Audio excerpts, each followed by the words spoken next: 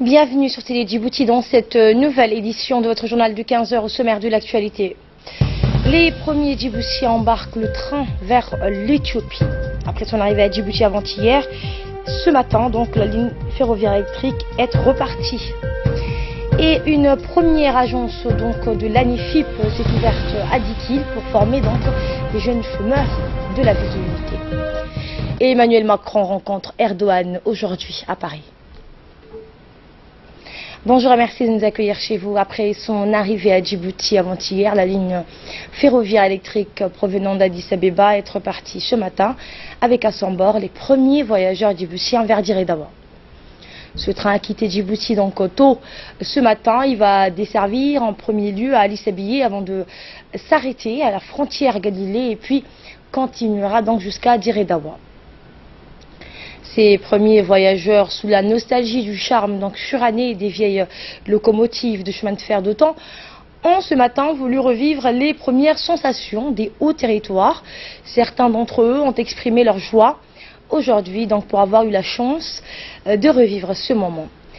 Plus loin, d'autres ont remercié le chef de l'État, Ismaël Omar Guelleh, qui a remis sur les rails ce rêve enfoui dans la conscience collective djiboutienne.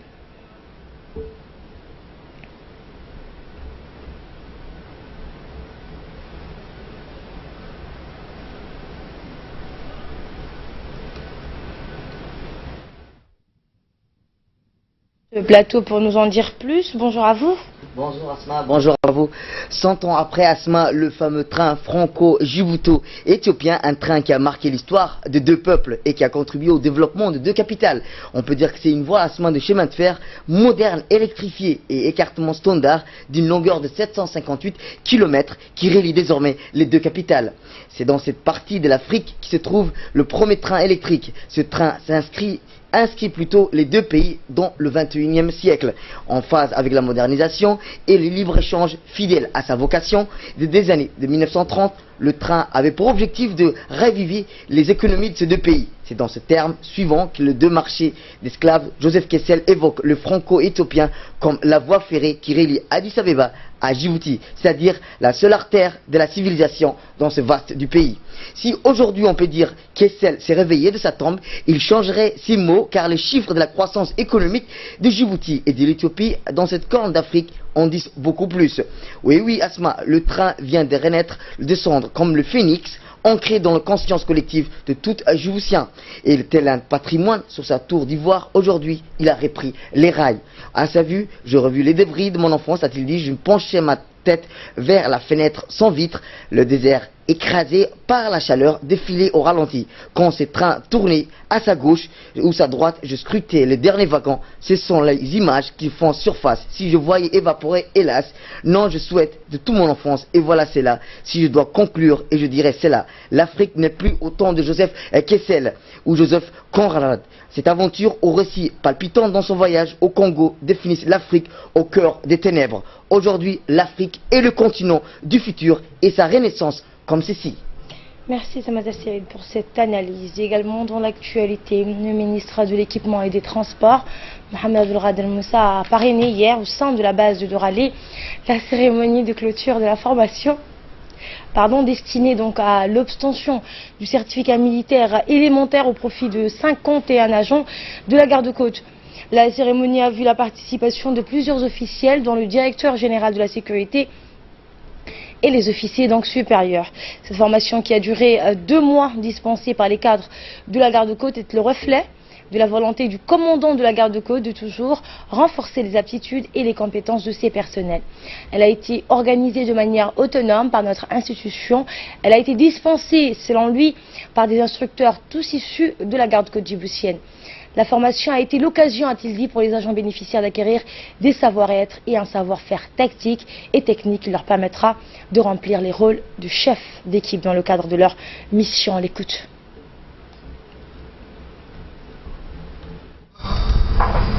De leur mission de sécurité et sûreté maritime, ainsi que d'encadrement de petites gradées et d'assumer de multiples fonctions des petites gradées au sein de la garde-côte djiboutienne.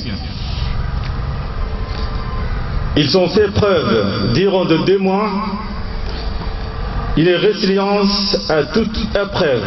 Ils ont surtout fait preuve d'une force de discipline générale exceptionnelle, car la discipline et le respect de la hiérarchie est le socle sur lequel reposent les hommes en uniforme. Je tiens à leur adresser mes plus chaleureuses félicitations et leur témoigne ma fierté pour arriver au terme des cycles de formation. Je ne saurais terminer mes propos sans remercier et j'exprime ma reconnaissance aux instructeurs qui, avec professionnalisme et abnégation professionnelle, pris part à cette formation. Et le ministre de l'Équipement et des Transports, Mohamed Abdelkader Moussa Helem, s'est dit réjoui de parrainer la clôture de la formation pour les agents de la garde-côte. Le ministre a félicité le commandant de la garde-côte, le colonel Waas Omar Borrelé, et l'ensemble du personnel pour les efforts sans relâche pour renforcer les capacités de cette institution. Je propose de l'écouter. C'est toujours un honneur, c'est un privilège pour moi de parrainer parmi vous aujourd'hui, en votre compagnie, la cérémonie de clôture de formation pour l'obtention des certificats maritimes militaires élémentaires au profit des agents des gardes-côtes djiboutiennes. Cette formation, organisée de manière autonome par les gardes-côtes djiboutiennes et exécutée par des cadres et instructeurs, tous issus de l'institution, est le reflet des volontés constantes du commandement de la garde-côtes djiboutienne de renforcer leurs connaissances pour les personnels. Elle se situe par les efforts continus menés par cette jeune institution dans tous les domaines visant à atteindre la pleine réalisation des missions qui lui ont été confiées. Je saisis cette occasion pour adresser mes félicitations au commandant de la garde-côte et à l'ensemble du personnel pour leurs efforts sans relâche qu'ils entreprennent quotidiennement et les assurent du soutien constant du ministère de l'Équipement et du Transport que je dirige. Je tiens personnellement à féliciter les cadres et les instructeurs qui, avec professionnalisme, ont œuvré à la réussite de cette formation et qui ont partagé leurs connaissances et leurs expériences avec les stagiaires. Finalement, je tiens à féliciter les stagiaires qui ont suivi avec réussite cette formation et je les encourage à traduire leurs acquis sur les terrains des missions afin de servir avec honneur leurs institutions et leur patrie. Sans oublier, bien sûr, je vous souhaite le meilleur vœu de bonheur pour cette nouvelle année 2018. Merci pour votre attention. Et après la cérémonie de clôture de la formation pour l'obtention du certificat, on le rappelle, militaire élémentaire au profit des agents des gardes-côtes, la place à la remise des galons et des certificats de réussite aux stagiaires qui ont participé à cette formation. Au total, ce sont quelques 51 agents qui ont participé à cette formation. Le ministre des Transports, Mohamed Abdelkader, le directeur de la Sécurité nationale, Hassan Saïd, le colonel le commandant de la garde-côte, le colonel Waas Omar Borrelé, ont remis des insignes de galons et des certificats aux agents de cette institution.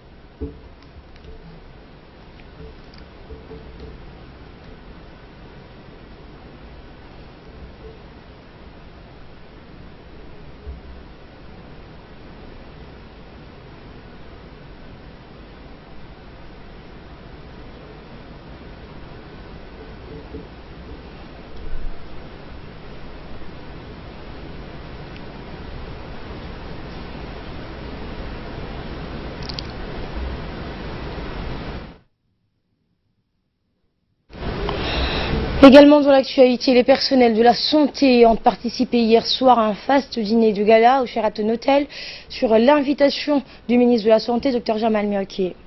En effet, le ministre de la Santé a convié plus de 600 personnels issus de toutes les structures de santé du pays tels que les centres médicaux hospitaliers et les postes de santé des 5 régions de l'intérieur, les centres de santé communautaires de Djibouti-Ville, les hôpitaux et les centres de référence et enfin les cadres et les personnels du département.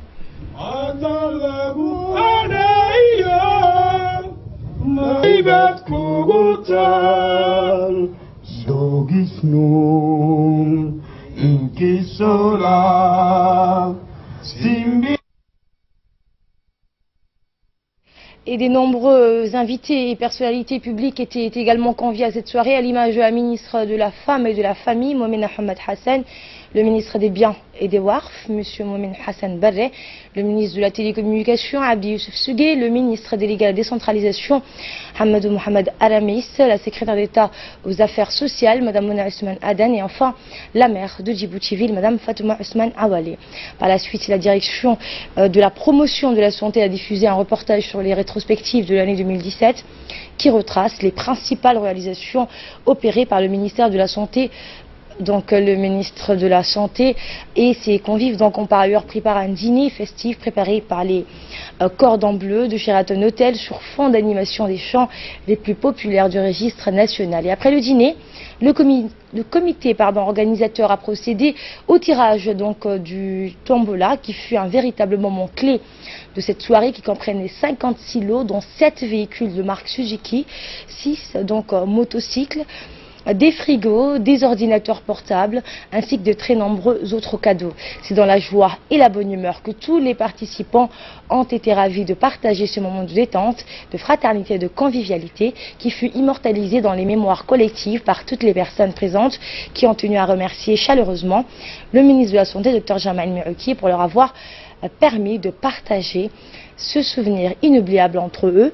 Le ministre de la Santé, vous l'entendrez, a par la suite annoncé que 21 directeurs auront une prime de mérite de 500 000 francs et que 150 autres membres personnels du ministère seront également récompensés selon leur mérite et leur assiduité au cours de l'année. En effet, au cours de cette tombola, le comité organisateur a mis en jeu 56 lots, on le rappelle, où il y avait donc 7 véhicules de marque Suzuki, 6 motocycles, des frigos, des ordinateurs portables ainsi que de très nombreux autres cadeaux.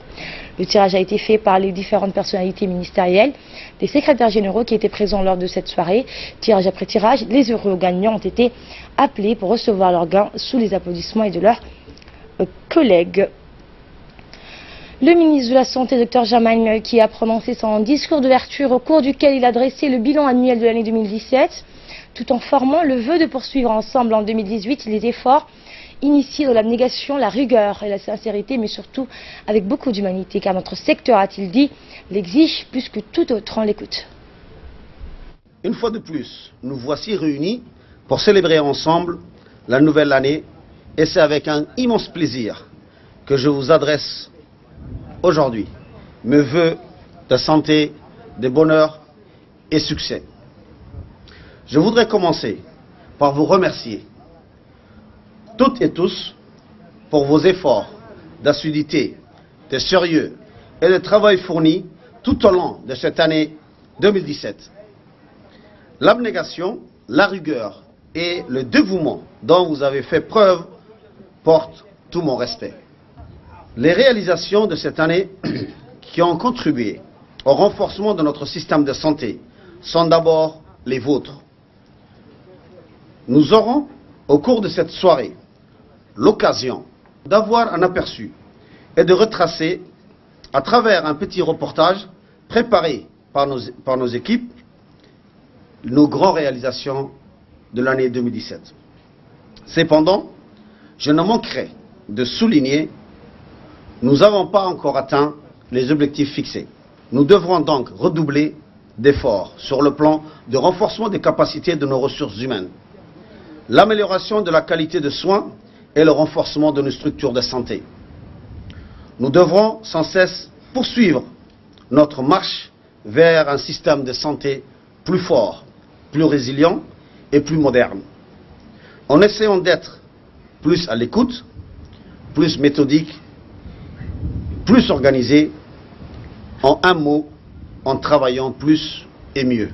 Pour l'année 2018, je forme le vœu de poursuivre ensemble les efforts initiés dans l'abnégation, la rigueur et la sincérité, mais surtout avec beaucoup, mais beaucoup d'humanité. Car notre secteur l'exige plus que tout autre.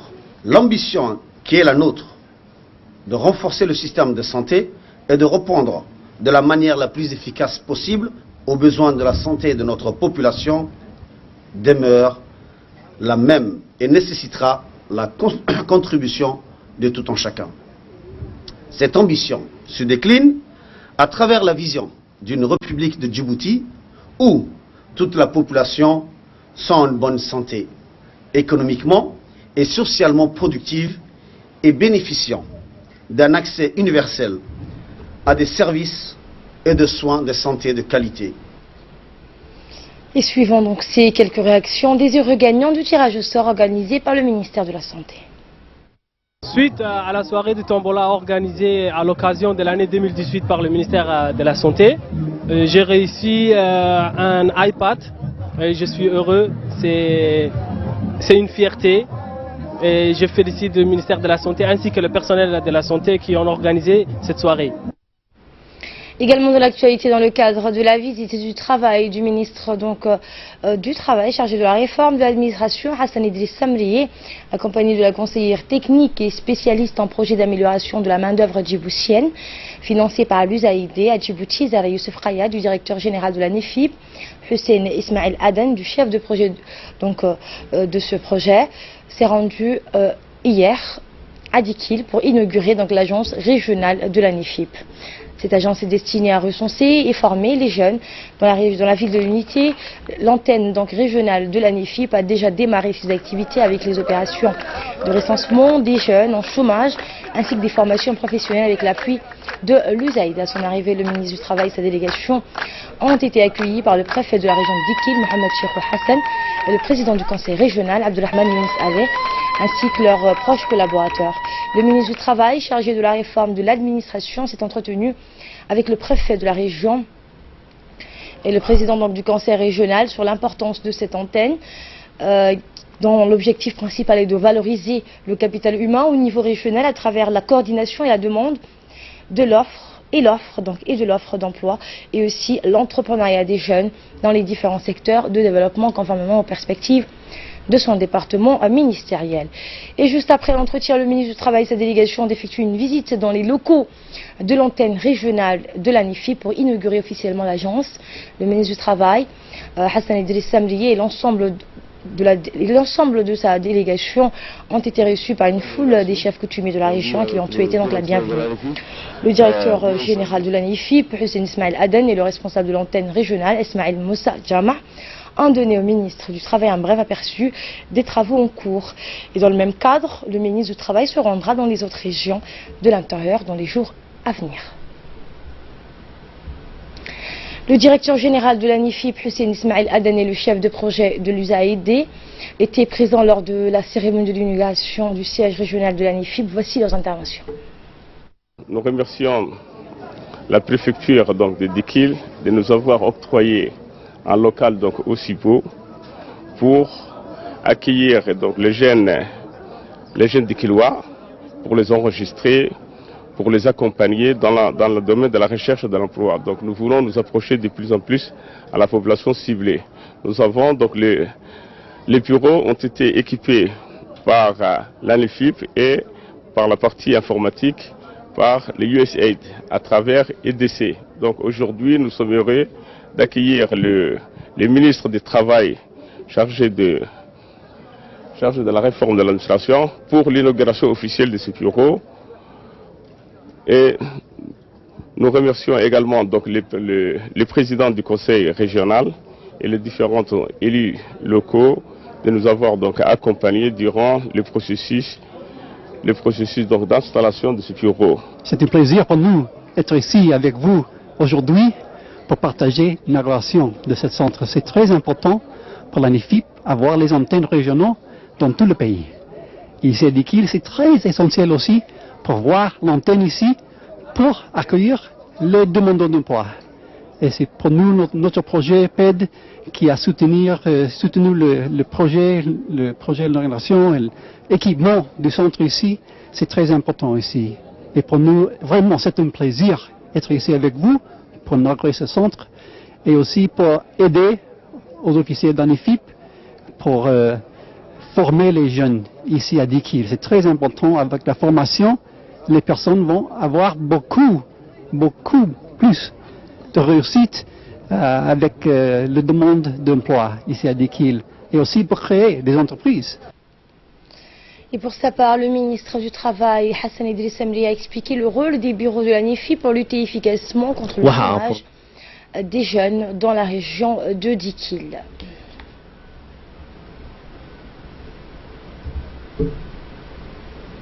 Et enfin, pour clore l'actualité nationale, les préparatifs du dialogue national avec la jeunesse se sont déroulés au CDC de Ouahledaba.